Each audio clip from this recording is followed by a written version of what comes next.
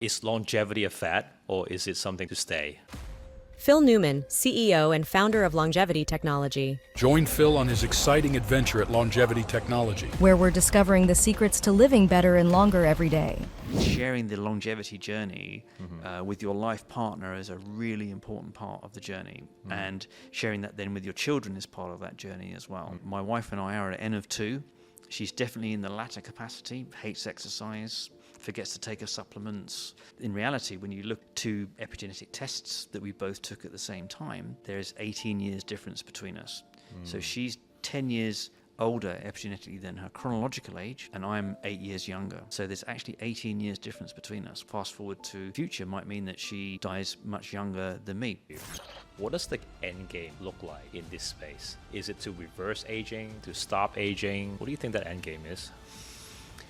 Someone once said to me, aim for the moon, and even if I don't make it, I might end up amongst the stars. 4.5 years ago, I got stuck. I made it my mission to spread positivity and help 1 million people to think differently. If you also believe that our world needs more positive energy, please join us on the journey. I'm Aaron Pang, and this is a Transformative Purpose. Hi Phil, welcome. Aaron, pleasure to be here. If there's a listener listening to this conversation right now, what can they get out of it? I guess the realization that life is important to everybody. Whether you're a young person or a middle-aged person, you're starting to think about your mortality as you start to have those moments in your life where you're thinking about, what am I going to do? Maybe you've got relatives that are getting older or maybe unwell. I want people to realize that actually the longevity industry is something that can start to take control of that. And that aging is plastic. You can take control of it from a very young age. And yeah, we don't have to die like our grandparents and our great parents died, which is in old folks' homes or, with dementia or any of those things, those diseases of aging that make life so much more burdensome for people in their later years. That doesn't have to happen, and that's what we're all about as an industry. And I hope people will learn a bit more about that today. Yeah, I'm looking forward to the conversation and learning more about you. Can you help our listeners understand what is longevity and how do we define longevity? Yeah, it's a really interesting question because a lot of people would misinterpret longevity. This is not about having lots of old people that are in hospitals or old folks' homes living to 120. That's not what this is about. It's the concept of health span. So if you can live for as long as possible in very, very good health, and yes, you're going to die at some point. There is a whole part of our industry that talks about longevity, escape velocity, and immortality. I'm really happy to talk about that today because it's within the realms of possibility in the future. But we're just talking about compressing morbidity, really that period of time where, things are shutting down and you're going to die at some point, but that period is maybe a couple of years. It's not 15 or 20 years, which is what we're experiencing at the moment. Mm-hmm. I did some research before our conversation, and apparently Hong Kong, according to the latest research, Hong Kong is ranked the highest in terms of life expectancy. Understood. Yeah, it is. And why do you think that's the case? Well, I think there's good healthcare infrastructure that obviously supports that.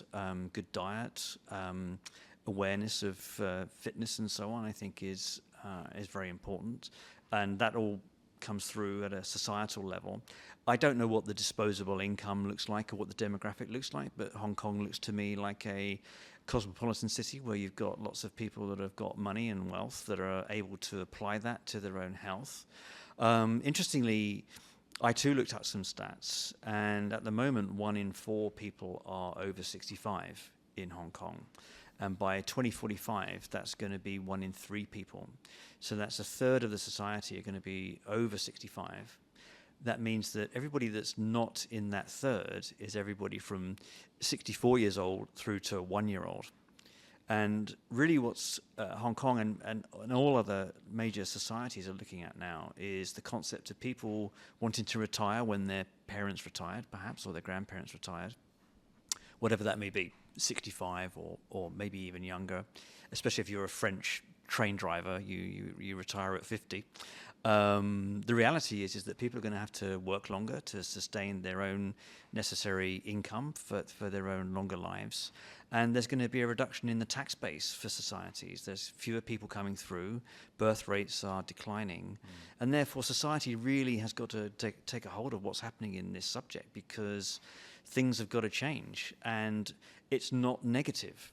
The point is that nobody wants to die, right? And nobody wants to die in ill health. So enjoy long, healthy lives, contribute to society, have 3 or 4 careers, and socialize and be part of a society that's benefiting from mixing old and young in a society where people are benefiting from all of the science and technology that means that people can live longer and more healthily.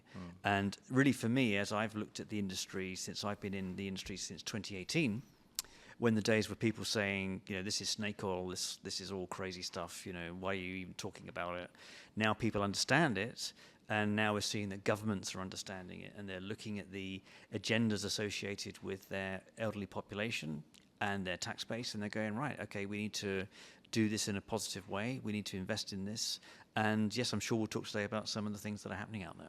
Yeah, and back to some of the research that I did, there are many people talking about different factors that contribute to longevity. Some people say there are 5 factors, 7 factors, 8 factors. You can almost find anything on the internet. So from your perspective, what are the drivers for longevity? Well, I'm afraid it is the basics. I have become particularly sleep obsessed since I've started to understand longevity and really what sleep means for me in terms of regenerating my body, rejuvenating myself. So diet, sleep, exercise, dropping alcohol as much as possible, managing your stress levels, and movement is really important as well.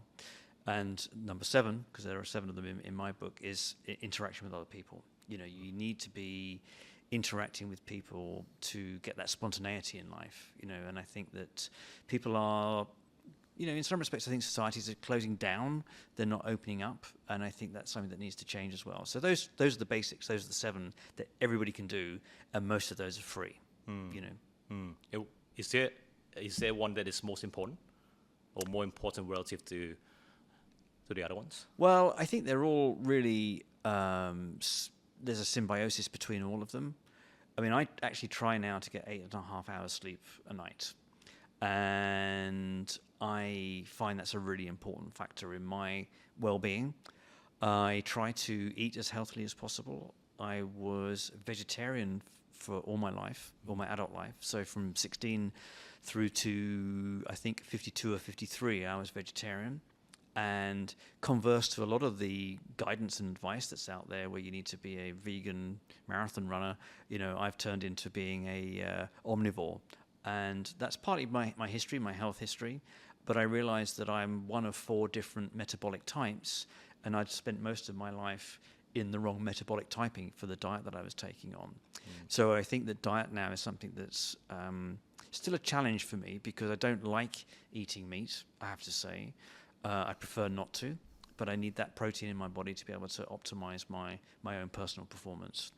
And of course, exercise is really important as well. What type of exercise you do is your choice, but you've got to exercise, and you need to be able to mix different types of exercise. If you're just doing cardio all the time, you're just getting up to a certain heart rate, keeping it there, and then finishing your exercise regime. You're not putting your body under the necessary strain that it needs to accommodate what you need to do in later life.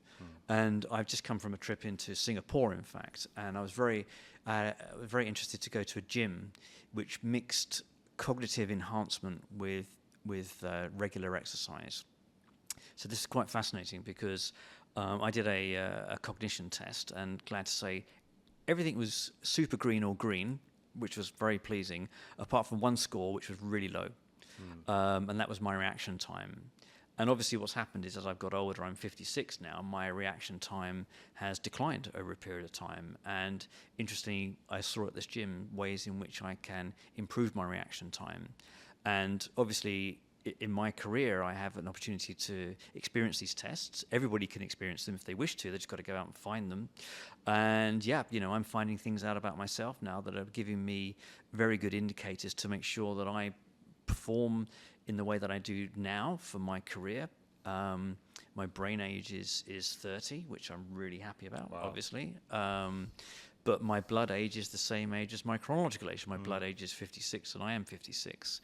But yeah, my cognition is something that's quite important to me personally, because both my parents, well, one's still alive, but the other died of dementia. So I want to be ensuring that I really optimize my brain as much as I can to ensure that, obviously I'm in business, so my brain is very active all the time, but it's not necessarily active in the right things. So I really want to be in a position where I'm optimizing myself as best as I possibly can, so that my kids are going, yeah, Dad's like 95, he's still doing it, he's great company, and that's what I want, because I don't want them burdened by me being infirm and unable to manage my own life, and I guess that we all want that, right? Yeah. You mentioned about 4 metabolic types. What are they?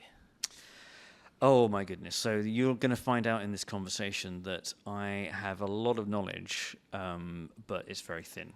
Okay. So I know that there's omnivore, I know there's carnivore. I believe one of them is keto. I don't know what the last one is.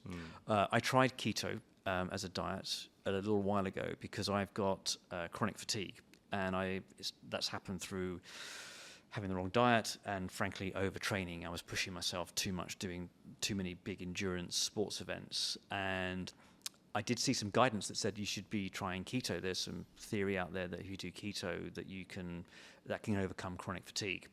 And I lasted 2 weeks, and I know that I'm not ketogenic, that I am absolutely an omnivore, and I need to balance everything.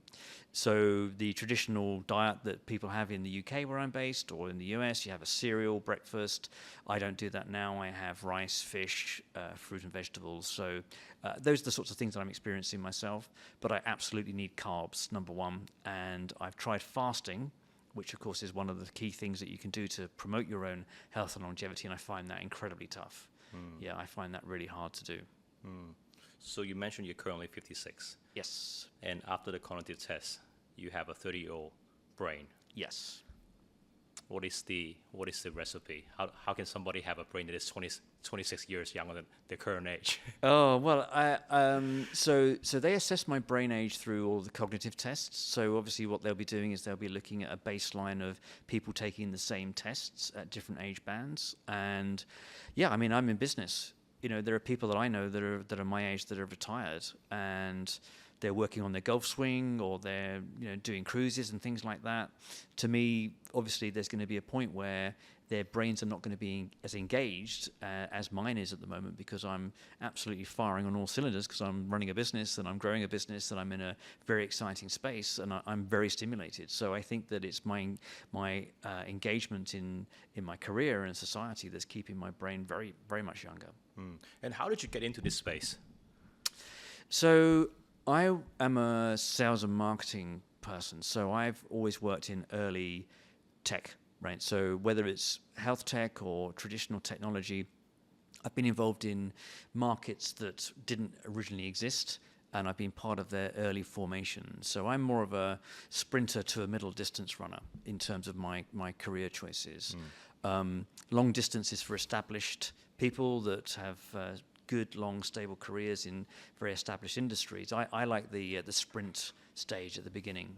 And I've done that in the early days of the internet and Internet of Things and 3D printing and environmental. I was very much involved in green technology before people were even really talking about it. So I understand the cycles that industries go through, the skepticism that they go through in their early phases. And when you go from being, as you may know with chasm theory, you've heard the term early adopters, you've got technology enthusiasts, early adopters, and early market. That's kind of my sweet spot. So, and as a communicator and as a marketeer, my skills are really helping people understand what is possible from these areas of technology and innovation to not only commerce but also society as well. And I was kind of spending a very good career doing that as a consultant. I had a very nice income and I was working with some great clients, but I realized that actually that wasn't going to provide me with the achievement that I wanted in my own career, to apply my personal skills to building actually my own business rather than helping somebody else build theirs. So candidly, I was just looking for something. I wasn't sure what it was going to be. I missed out on fintech because I was involved in bionic technology in the mid-noughties, which meant that I was just utterly absorbed in that, and it was fascinating. And you can see it manifested now in robotics and assistive technologies and things like that.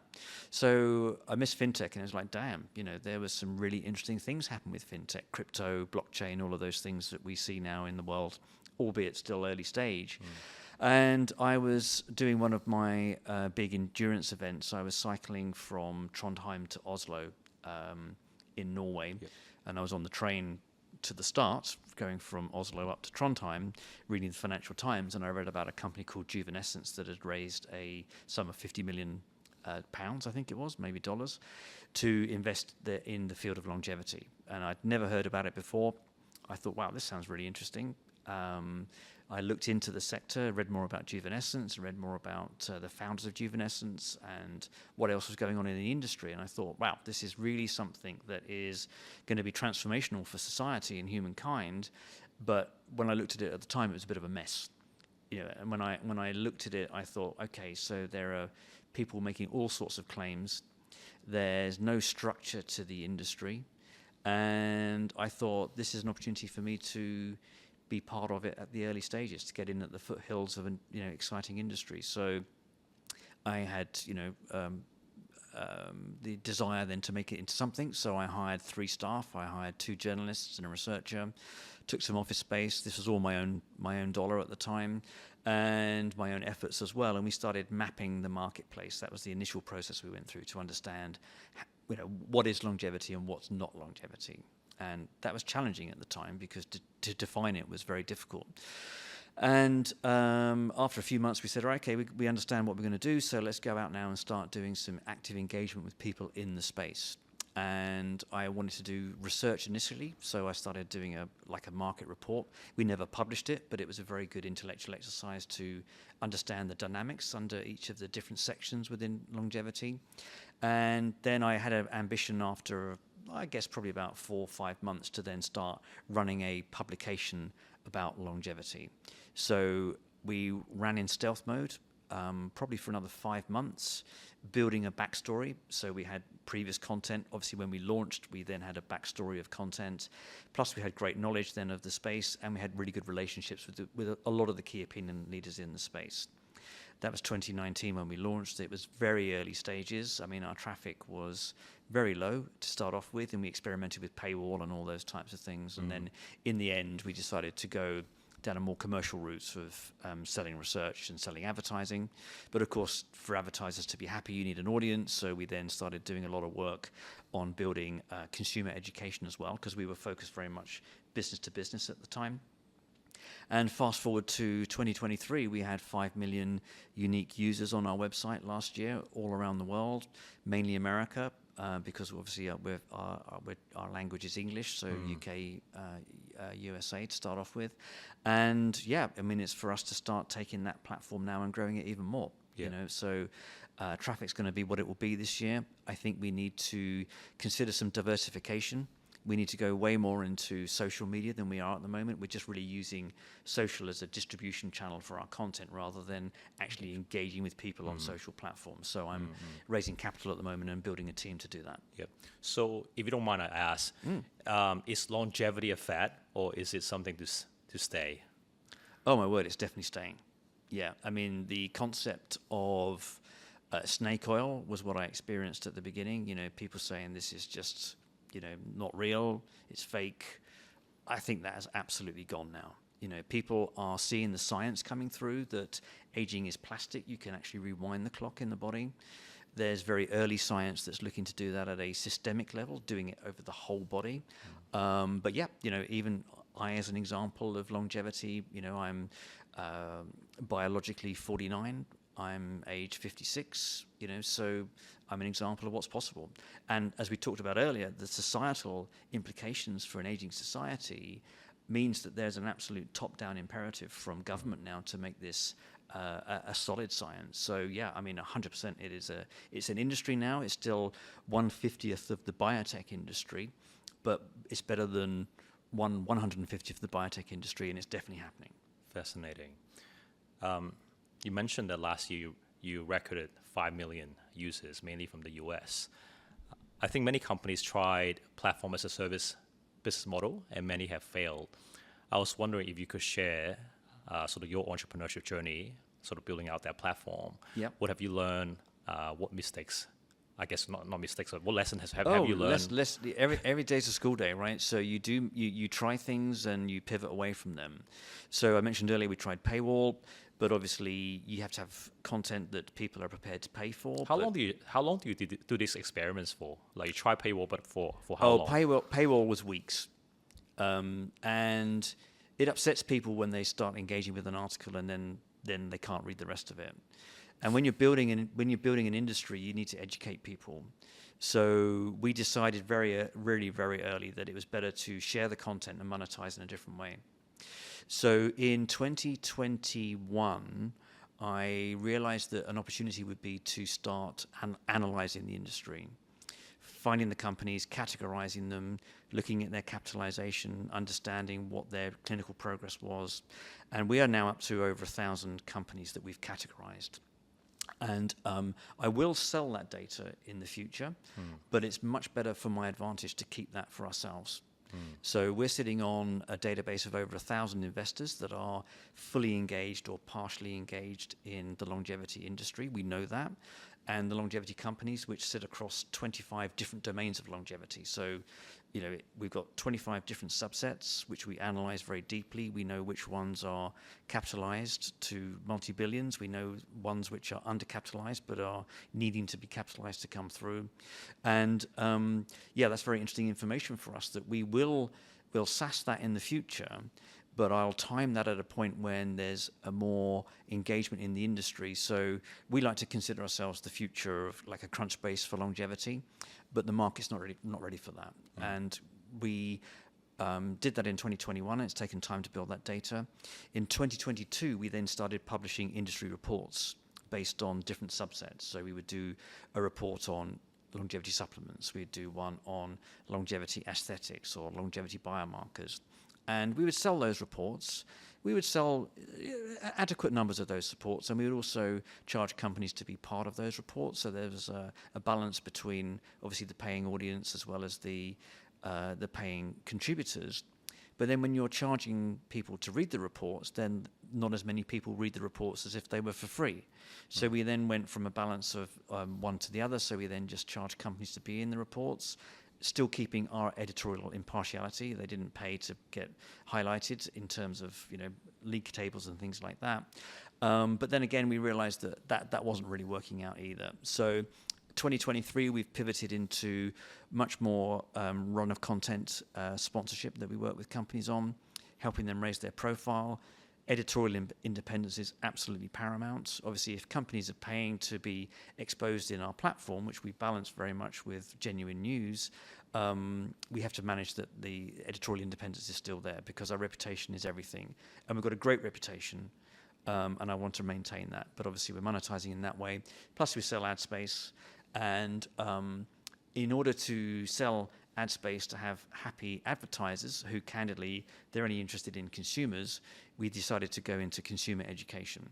So we spent a lot of time building consumer grade content, not interviewing key opinion leaders, but talking about best habits for managing your keto diet or top 10 supplements, all of those types of things that drive engagement for users. So we've got a very, very healthy consumer base now. And I'm in Hong Kong. I'm meeting very interesting companies. I'm partially here because I want to open up China as a market.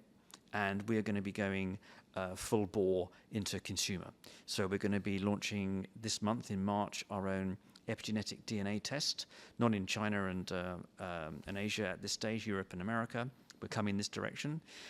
So people get an understanding of their underlying health traits that they have within their DNA to understand what their propensity is for bone density or their exercise traits or their vitamin deficiencies.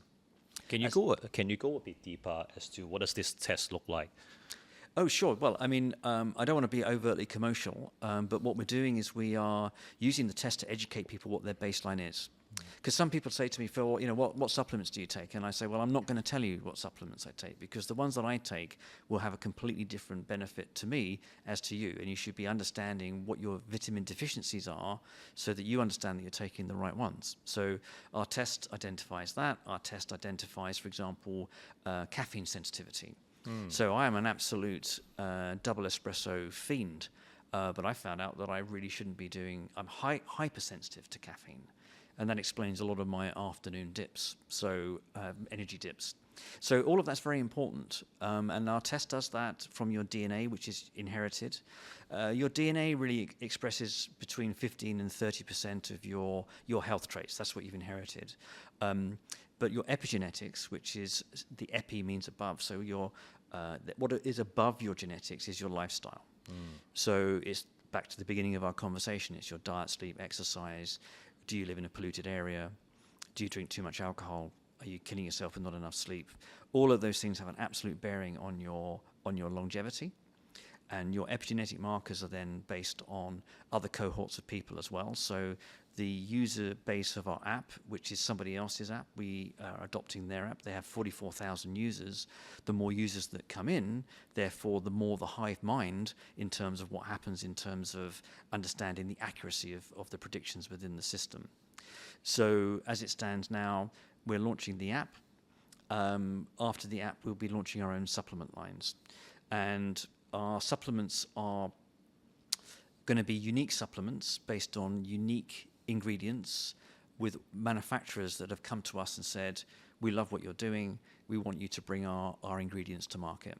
So we'll be using the analysis out of the cohorts of people that use the app to understand, for example, when you use the app, if somebody comes in and they say that they are experiencing depression, or they're experiencing fatigue, or mild cognitive impairment, even dementia, we know who those people are, and we can compare those people to a healthy population out of the 44,000 within the data sets. So using CPG analysis of their DNA, we can see where two different groups are, where they cross over and where they're the same, but also where there are outliers in relation to either their vitamin deficiencies or their lifestyle choices or whatever it may be. So we can build that into programs then we've got a beautiful loop. So we can be using our app and our baseline to ensure that people are using the right products. And then obviously if people are using the right products, we can then track their efficiency through the app and then obviously enhance our app and product line as we go forward. So I'm really excited about that. And I'm able to do that as an entrepreneur because I've spent so much time understanding where things go wrong in the industry and what the right thing to do is with the industry. So in the same way that I want my editorial independence to say that we're a high quality publication, I want our scientific insights and our genetic insights to be of sufficiently high quality so people can get advantage from us. And we can see that they're going to be moving the needle downwards in terms of the plasticity of their age, which is great if we can do that. If we can keep as many people under 60 as possible, you're keeping people away from that phase in their life when they start to move into the diseases of aging. Amazing. And yeah, that's kind of our gift to the world, but that's partly because this is such an exciting industry and we've got such great knowledge, I've got to make sure that everybody gets access to it. And I'm working on strap lines at the moment, right? I'm a marketing guy. And I'm seeing a lot of longevity clinics coming up around the world. And they're servicing the 1%. They're servicing the rich and the super rich. And good luck to them and good luck to their customers because they are doing a wonderful job of understanding science, helping people get younger. And what comes out of those is spilling over into the rest of the industry. And I kind of see us as really here for the 99%.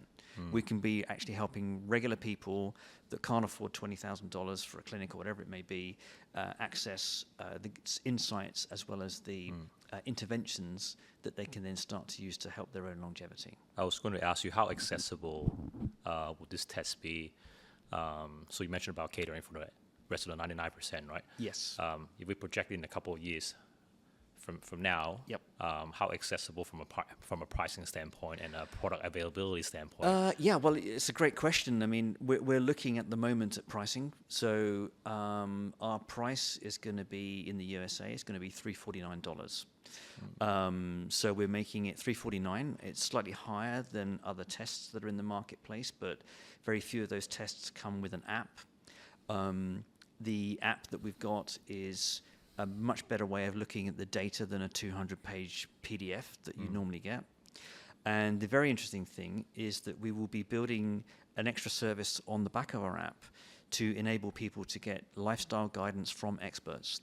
So we're going to be moving into a telehealth version of our platform. It's not going to be our version 1 launch, but that's the next phase. We're building the expert network at the moment, so people can speak to somebody that understands the reports that they're getting and can give them the guidance about their own health and intervention. It's not medical, because obviously we have to be very careful about stepping over into medical guidance. That becomes a whole level of further complexity. However, that is going to be on our roadmap, and we'll be doing that later as well. I was looking through your website, Longevity.Technology, and there are lots and lots of information under the umbrella longevity. I was wondering if you could sort of share with us, what are the top 3 sort of trending headlines you feel like all the listeners should know more about in this space? I guess if those listeners are scientists, investors, business people, there is a new industry forming here, and it's starting to pick up very significantly. So there is some wonderful science out there, and we categorize longevity into these 25 domains I mentioned earlier, but I simplify it by saying longevity now and longevity next. So there are companies that are turning profit and are scaling right now, as we said, supplements, longevity clinics, biomarkers. Those are all industries that investors can look at and can understand the dynamics of those, and they can then start to invest and grow those companies. And that's an economy that's actually happening right now. I was in Singapore at a specific conference on longevity supplements. So that's really exciting to me. It was the first year that it happened, and there were 143 companies that we analyzed when I presented data to the group about what was happening. So 143 longevity supplement companies. There'll be 300 by this time next year, and others. And as I mentioned earlier, all about scientific evidence and differentiation is going to be part of that. So in our publication, we identify the dynamics, the companies that are getting funded, the new investment funds that are forming to invest in those companies, the scientific progress that's being made in those particular domains. So that's for longevity now and for longevity next, which is the complex biotech that's happening out there. So there are some wonderful areas of science at the moment. So let's wind back. So we would talk about an area of science, for example, that would focus on cardiovascular disease, because cardiovascular disease is a disease of aging. That's the closest we get to traditional healthcare, because that particular company will be very well covered and very well catered for in all of the mainstream biotech sites that are out there.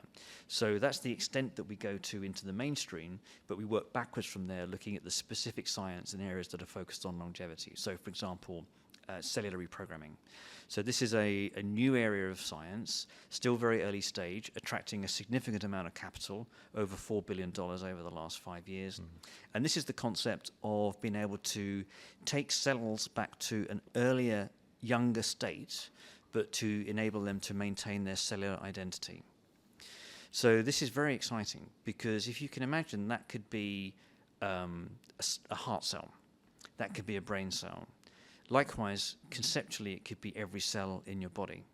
So first of all, that might be that you can conceptually stop the clock, so that you can stop aging, perhaps at an organ level or at a systemic level. We mentioned earlier, so my blood is 56 and my brain is 30, so there's a correlation there, right? So technically, I'm as old as my oldest vital organ, right? So if I've got some elements of my body that are still younger, then something else is going to pack up, right? So you need to be in a position where you think about the whole body rejuvenating. And cellular reprogramming is one of those very exciting areas that is conceptually possible for that. This is where proportionally Jeff Bezos and other Silicon Valley billionaires have put multiple billions into these companies, and they absolutely have. So then there's also areas like mitochondrial dysfunction. As we all know, at a cellular level, the mitochondria is the powerhouse of the cell. Enhancing that cellular energy is something that can keep somebody potentially younger and keep them in a younger state and not get the diseases of aging. So harder to do, but conceptually you can do mitochondrial transplantation, and that's something that people are looking at. I could go on. There's the microbiome. There's the gut microbiome, which a lot of people are talking about in regular media now, but there's the concept of the gut and the gut-brain axis now, which is another area of science, which is where the microbiome is now being looked at in the case of neuropharma. So can the guts be something that can support the onset of dementia and other neurological diseases? So I could go on. I mean, there are some fascinating companies out there. The concept of longevity science is something that has emerged. It's not completely stabilized yet, so we're across all of that, and that's what we do as a business publication. So I spent a few minutes now talking about just one aspect of our business, but that's what, if people are interested, they can find out about the longevity science, the investment activity. And while I've been here speaking at conferences, I've had people coming to me and saying, well, look, I want to get into this as a career now. Where do I start? So it's picking up very nicely. And then, as we talked about, we have a lifestyle area of our website, which is purely focused on consumers. And that's all about consumer-grade education, about what does omega-3 what does omega-3 do? What should I be doing to optimize my skeletal strength or my muscle energy? How do I manage my stress levels? All of those types of things. They're all contributors to longevity, and we cover that as well. That's fascinating. One of the questions that I want to pose to you is that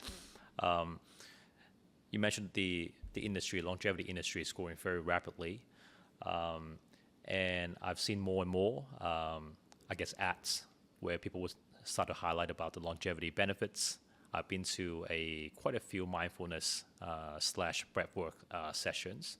They all represent different gurus. They all really talk about the benefits. How do people navigate when there's so much information out there, and everyone is sort of talking up about the health benefits of what they do? How do people eventually decide what actually works for them, or what actually works? Yes, well, I think that you need to do an epigenetic test, you need to do a DNA test, you need to do a food intolerance test, you need to have a wearable to understand the dynamics of your body and your sleep optimization and all those things we started talking about. And what wearables do you use? So I have an iWatch, I have a Whoop band, and I've experienced the Ultrahuman ring, which is very similar to the Aura ring in terms of the concept. I'm a fan of Whoop, personally, because you never take the Whoop off to recharge it. So therefore, the analysis is a continuum. There's never a period of time where you're not reporting, and that's why I like it, and it's become part of my absolute daily routine. You know, I get very antsy when my battery's getting down to 5%. It's very interesting, and I would love to unpack your lifestyle a bit more. You know, what are your habits like? You mentioned, I've already learned from you that, you're a 56-year-old, got a 30-year-old brain, and you're very active as a CEO. Mm-hmm. So what are your habits, Phil? So let's deal with the bad ones, shall we? I'm a Brit, so I do like my alcohol. And I try very hard to control my alcohol intake, but I couldn't live without alcohol. I find it helps me relax. I find time to spend time with friends. And I'm very jealous of those people that say, oh, I've never drunk alcohol, I don't like the taste, or whatever it may be. I think, oh, damn, I wish I could be like that. So I have become omnivore, so I'm eating more meat. It's been quite a journey for me to be able to go from being a committed vegetarian for over 30 years to eating meat. I probably eat a little bit too much meat for my diet now. Partly because I like to have meat in every meal that I have now. And I know that that's probably not optimal, but I try to toggle between purine and non-purine meat, which is obviously white meat, red meat, fish, and so on. And I'm a very busy person, and therefore my exercise is something that I have to try really hard to discipline myself to do. So I endeavor to exercise at least 4 times a week. As I mentioned earlier, I'm recovering from chronic fatigue, so I can't go too crazy at that. So I'll only exercise for half an hour or so. So I'm carrying too much body weight, frankly, at the end of the day, which I find very frustrating. How were you diagnosed with chronic fatigue? So what happened was I did a cycling challenge across the Pyrenees, which was to go from the Atlantic to the Mediterranean along the Pyrenees in 100 hours, including sleep.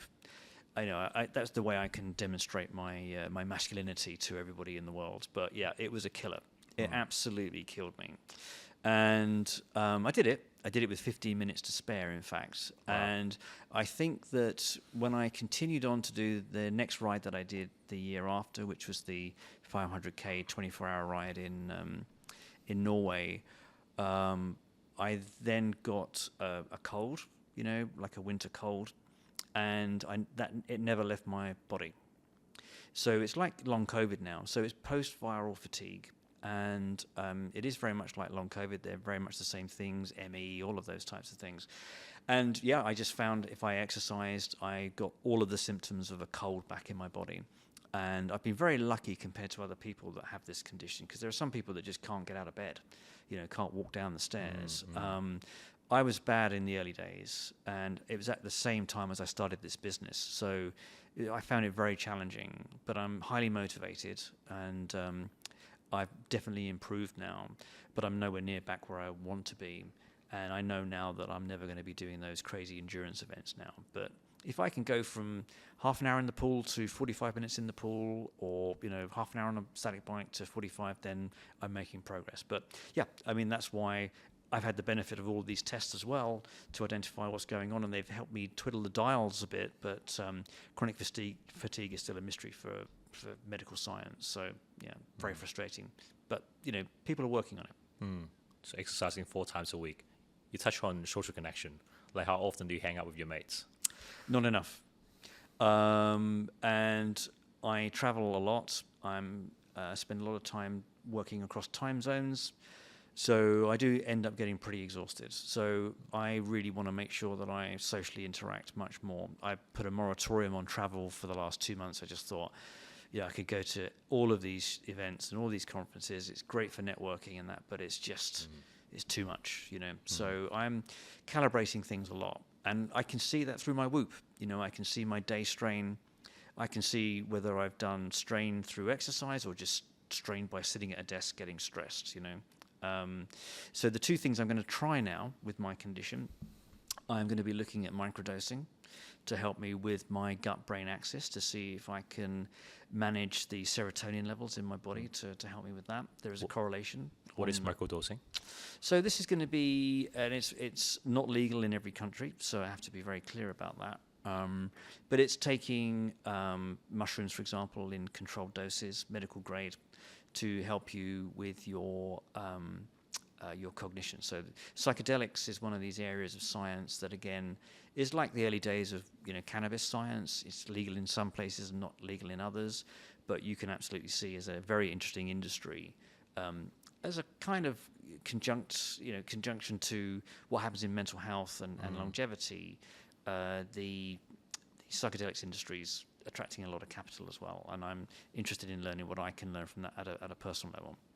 And after that, if that doesn't work, I am going to try testosterone therapy. But I don't really want to do that because that's a one-way ticket. If you start taking testosterone, you have to take it for the rest of your life. So that's quite a big commitment, and I want to try and avoid that if I can. Let's touch on mental health. I don't think we have touched on mental health yet. Yep. And I think many studies have pointed that we are going through some sort of a mental health crisis globally. Yep. What have you seen from your research? So, COVID was a big indicator of a correlation between loneliness and dementia. That was exactly what my mother experienced, but it wasn't just an N of 1. It was at a societal level that we've seen that loneliness and lack of social interaction is a key driver for later stage cognitive impairment in people. I'm a practicing Buddhist, and I find that's a really important part of my own mental health and well-being, as well as interacting with other people in my Buddhist community. So I find that's really helpful. And I think that something spiritual in life is quite important for everybody. You might find that through walking, you might find that through swimming, you might find that through book club or whatever it may be. But I feel that really everybody should be doing their very best to ensure that they stay engaged in society. It's kind of easy to say no these days because there's so many things that pull you away from that, whether it's Netflix or Instagram or whatever it may be. And I would feel very sad for society if it continues at the pace that it has been. I think there should be a correction in that, and I hope there is. Any message for the next generation? You got 3 kids, right? If Phil is gone tomorrow, right? And there's legacy that Phil wants to leave behind. What sort of message you want to leave behind? Don't do the damage early. You know, I mean, my kids are sensible. There are more sensible kids in the world, and they're not kids, they're all adults now. My youngest is 21. But interestingly, through analysis, the largest population is the 20 to 25-year-old bracket that would look to supplement for their future health span. And I find that really encouraging. And of course, there's a lot of negatives out there on social media, but there's a lot of positives as well. So there are some very interesting opinion leaders that are driving lifestyle choices for people.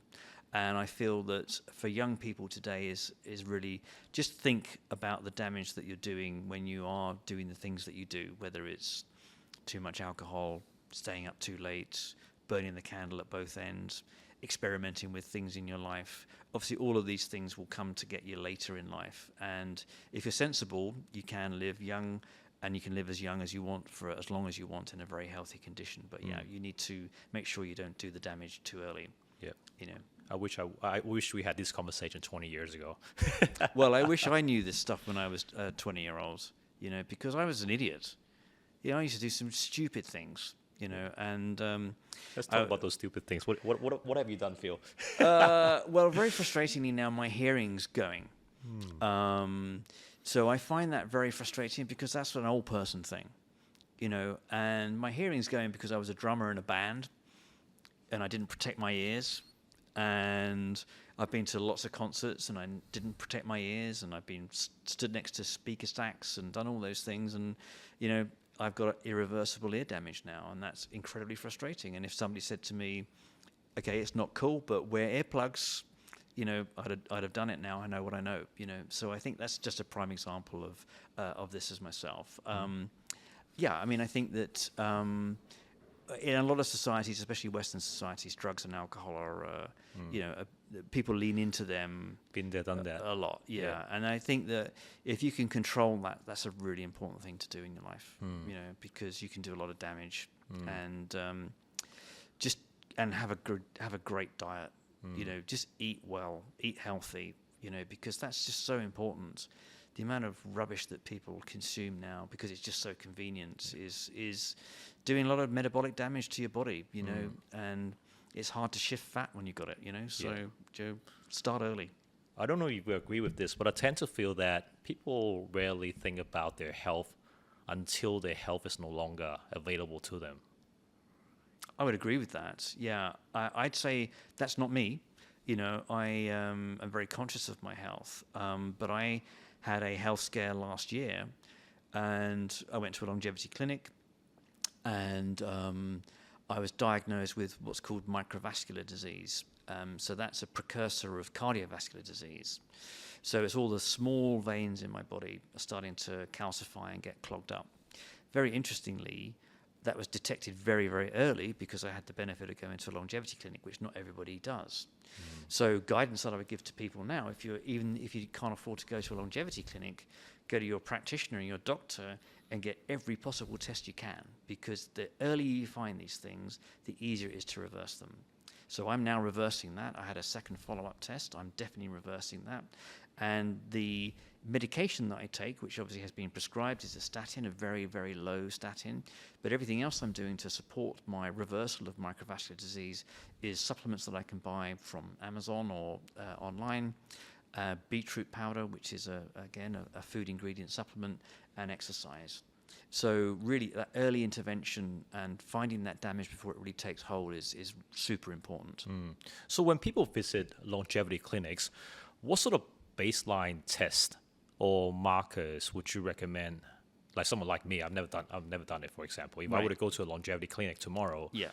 what sort of tests should I request? Well, they will give you the test, so they'll have a protocol that they'll put you through. And referencing the earlier parts of our conversations about this being a new industry, not one clinic will have exactly the same protocol. Generally, they'll be working on the same types of things. So they'll do a DNA test, they'll look at your epigenetics, they'll do blood tests, they may do bone scans to work out your bone density, they may do, what else have I had? The VO2 max, which has identified my microvascular disease. They'll do cognition tests like I've had. They'll do metabolic typing, all of those things, and they will then give you a panel of answers to then pat you on the head and say, do these things, watch out for this, watch out for that, and then come back and see us in 12 months' time. What the industry is working out at the moment is how can it become an extension of that clinical visit. So let's say you go to a clinic and it's in a different country, in a different city. You've got to go there. You'll get a 2 or 3 day period of intense analysis and diagnosis. Maybe 3 or 4 weeks later, you'll get all the results of those tests. You'll get guidance then, but then it's kind of over to you. So this long tail of care is something that's quite interesting. And I'm seeing a correlation now between gyms and fitness groups as an adjunct to longevity clinics. So as I say, this is happening in the world. Standards don't exist yet. Industry bodies are starting to form to set protocols.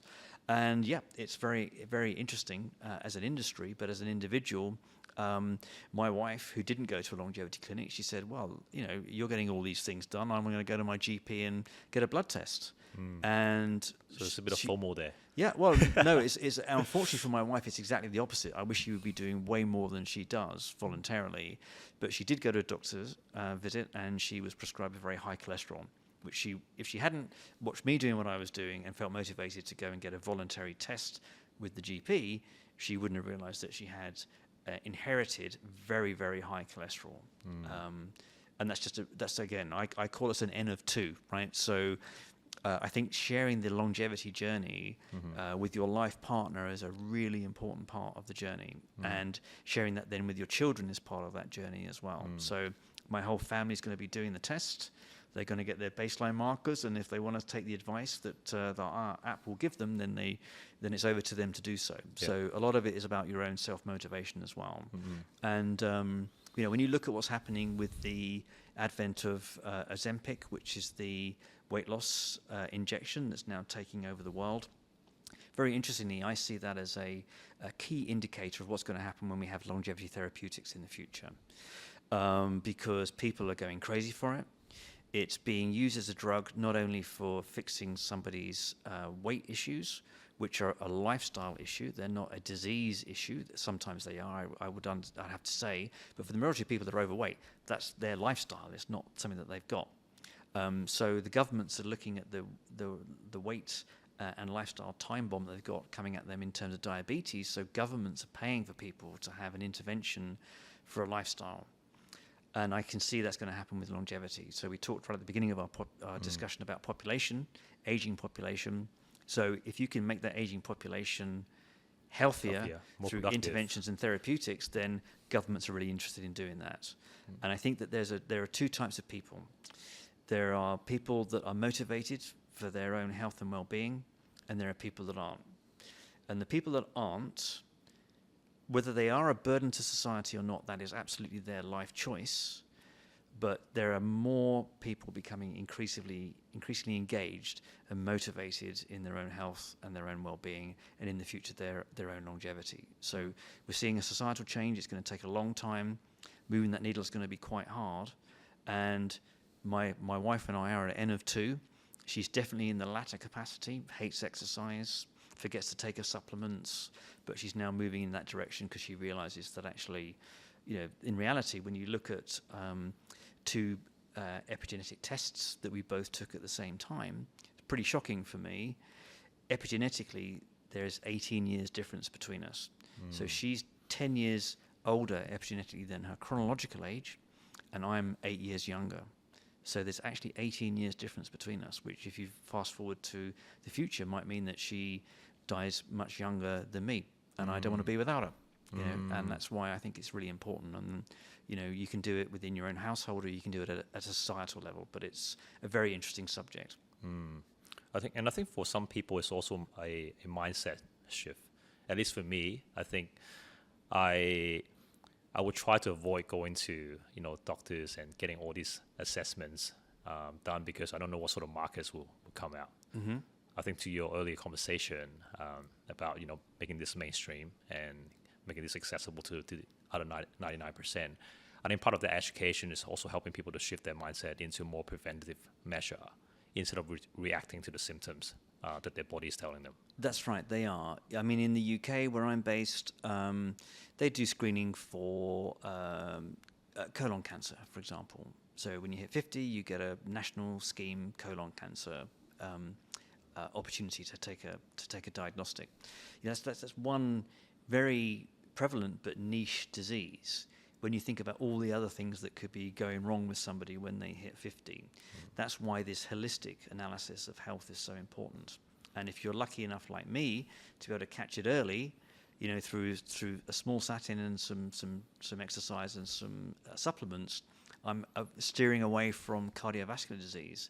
And currently, the people realize they've got cardiovascular disease when they're out of breath and they've got chest pains, and they're going to be maybe having stents within 6 months, and that's what we call the sick care system. So in many respects, it is in transition. It would be very rude of me to say to the healthcare community that it's a sick care community, because prevention is becoming a very big part of all societies and their healthcare infrastructures. But effectively, what we've got now is we do have a disease-fixing society at the moment. That's why so much money is being spent. So you've got $3 trillion every year being spent on healthcare in the USA. 90% of that is associated with the diseases of aging. So if they can start to reduce those diseases of aging, and that expenditure can be spent on health, you're going to see fewer hospitals and more healthcare centres, because they're managing people's health.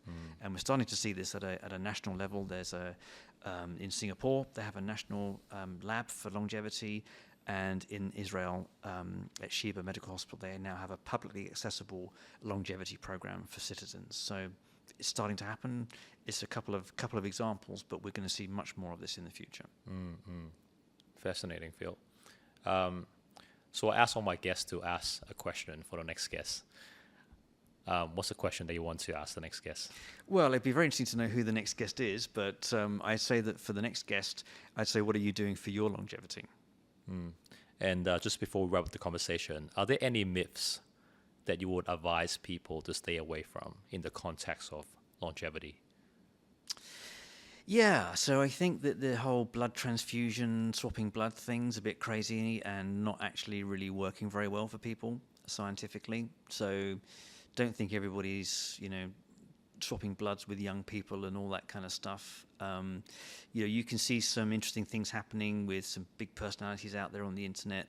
They're public experiments, right? So not everybody has to do the things that they're doing. So be sensible. And read the detail and read the small print. If you're taking an intervention, even if it's a supplement, don't take a supplement because somebody tells you it's great. As I mentioned to you earlier, I don't tell people really what supplements I take, because I take them because I know that I need them. So supplements at the moment are a reaction of great marketing, but there are some very good supplements out there that are based on great scientific evidence. So I would always look at the science behind these interventions, read the small print, look around the internet for references and access to background information on the choices that you're making. Or just start with the basics: diet, sleep, exercise, alcohol, stress, the things we mentioned earlier, And but I mean, those are the things that frustrate me, that there are people going, wow, longevity, hey, let's start a supplement company, hey, let's start a blog on longevity, putting out stuff that's not well thought through. And that is where the rest of the industry will be at risk with people coming in that don't know what they're talking about. I need to ask you this question because I think I'll hate myself not to ask you because you do so much work with insights and reports and research, and you just touched on that. There are a lot of products out there, and most of them have fine prints, and most of them say they're science-backed. They do some sort of research or studies. How do the general public tell them apart? Yeah, Whether something is genuine versus using a study just to back the yeah. product. So I mean, I'm spending a lot of time thinking about supplements at the moment, right? So you can buy a supplement that's just a single compound supplement, and it would be what's called a food ingredient at the end of the day, because that's what a supplement is. And there may be some scientific evidence to support a claim that is made around that. That is, like, for example, supports mental well-being or supports cardiovascular health, because the compound has got some correlation. Maybe it's in mouse studies or mammal studies or maybe human studies between the claim that's being made, but they can't say will stop dementia, right? Because that's when you're in the confounds of therapeutics. But you need to look at the small print, right? Because it might be that it's a 15-person study by some obscure university somewhere. What you really want is you really want to be in a position where you're taking a product that is being tested against the claims that it's making in placebo-controlled double-blind trials that actually demonstrate that it does have the efficacy, because it does twofold benefit. The manufacturer, by investing in doing that, will then have the benefit of being able to make those claims because that claim has been substantiated in an independent trial, and therefore the consumers got much more confidence in the product that they're buying for the reason that they're buying it in the first place. And I mentioned I was in Singapore at a conference. I did analysis of what's happening in the various markets. Now, obviously, there are regulatory authorities in place for this, to help with this. But when it's food ingredients, which are actually what supplements are, there are a lot of misclaims and claims being made in that space.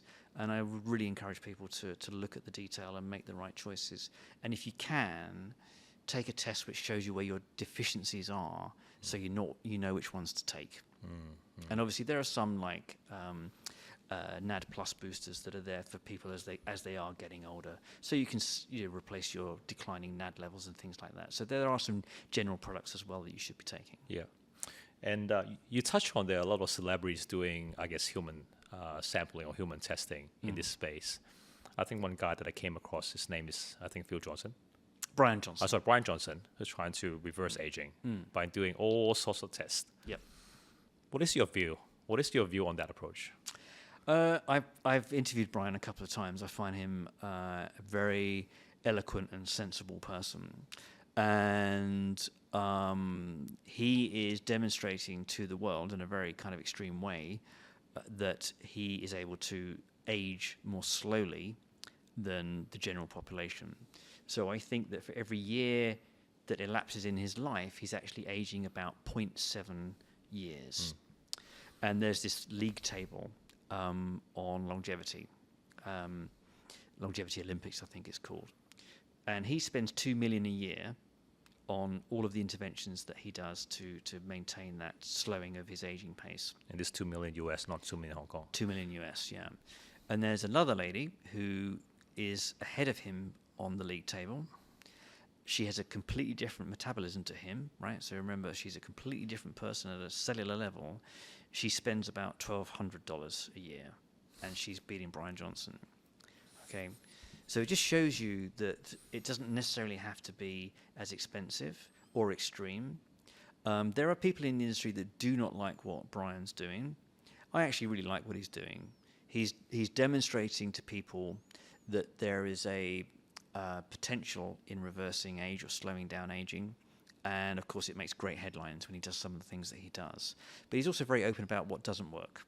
So he's done a blood transfusion with his son. It made no difference to him whatsoever. So yeah, that's an example of what's going on out there. And he's an interesting person, and I think that he's doing some great things for the industry, but not for everybody in the industry. Yeah. And a philosophical question for you. What does the end game look like in this space? Is it to reverse aging, to stop aging? What do you think that end game is? I'd say it's people working into their 80s that are fit and healthy, that are engaged in their society and contributing to their society, and still not thinking about their retirement. That's what I see. And we're going to have to do that. And why shouldn't we be doing that? If I'm going to actually live to 120, and my period of morbidity is going to be 5 years, that means I'm going to be around for 115 years, needing to do things, earn money, contribute to society. So that's what I see is going to happen. Launching more businesses. Yeah, changing their career, teaching, I mean, people are having multiple careers now. If you retire, if your objective in your career at the moment now is to retire as soon as possible, congratulations if you can do it. But what are you going to do for the rest of your life? And I think that people need to really think about that, because they're going to be probably living to their 90s, at least now. And if they're very smart, they could be comfortably living into their hundreds and their early hundreds, as a centenarian. And for generations coming through, more and more people born today will be by default centenarians. So the pensions industry, the mortgage industry, the life assurance industry, the financial planning industry, all of those need to change. And society's not going to pick up the tab, because it's going to be more to the individual now to become financially robust and independent in their later years, because, as I referred to earlier, there's a reduction in the tax base because there are fewer people being born, So we haven't reached at a global level peak population, but in lots of Western societies and modern economies, we absolutely have, so needs thinking about, doesn't it? Well, Phil, thank you so much for your time today and coming to here and to share your wisdom and everything you knew about, everything you know about longevity with the audience. Oh, well, Aaron, it's a pleasure. And we didn't get much time to talk about you. We'll save it for next time. Sounds good.